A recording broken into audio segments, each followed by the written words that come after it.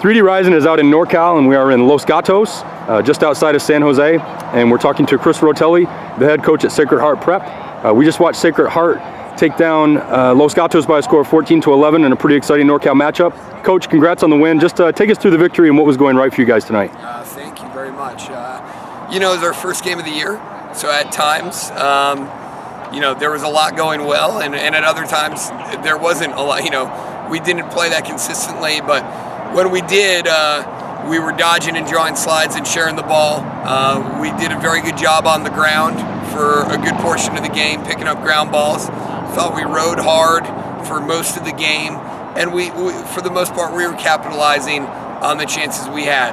But first game of the year, we still made a lot of mistakes, but overall, played hard. We learned a lot. We had a lot of young guys playing their first varsity game tonight.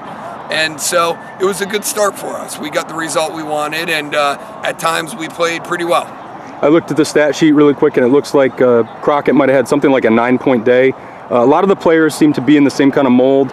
Like you said before, high IQ, smart, sharp players that play the game the right way and just move the ball and share it. Just talk about trying to develop that kind of offensive system out here.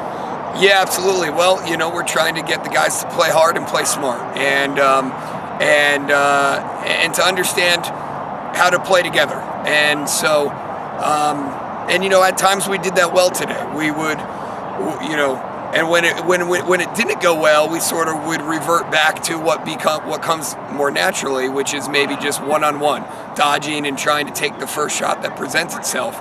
When it really went well, and when things started opening up for guys like Jack, we would dodge, draw a slide, pass the ball a couple times, re-dodge, and we'd have really good possessions where everybody touched it, and the ball was in guys' sticks for 2 to 3 seconds. So we're trying to, teach them how to understand the way the game's supposed to be played at the college level. And, at times it looked like that, at times it didn't, but we'll learn and we'll keep getting better. Talk about your approach to developing players in general, and just maybe through the scope of what you saw tonight that you'll need to focus on to be where you want to be by the end of the year. Yeah, well, my approach to developing new players is to get them a ton of reps, give them great training, technical training, and educate them about how the game's supposed to be played. Challenge players to play the best and play good competition, and they learn from those experiences. We'll take what happened tonight, and we'll watch the film, and we'll learn from it. Rumor going around these parts that you won the Tewaaraton a few years back.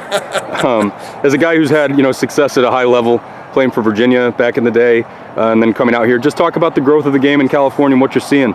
Well, it was more than a few years back that I won the Tewaaraton, but the growth has been incredible. I moved out to California in 2004. I worked for Cascade Helmets, and part of my job was to be a game grower and grow the game of lacrosse in California. And I've been doing that since 2004, and I've seen the game grow tremendously all over the state. There's a lot. The youth lacrosse has exploded. Kids are playing younger. There's a lot of good coaches, and the level of play is really high across the board. Sacred Heart Prep and Los Gatos, they didn't really have good lacrosse programs, 6 years ago, and so and they do now, and there's a lot of other programs across the state. So I think there's more parity than there ever has been, and more good players than there ever have been, and there's more of them too. So it's a good story out here. Well, Coach, thanks so much for your time, and congrats on this win. All right, thanks, Casey.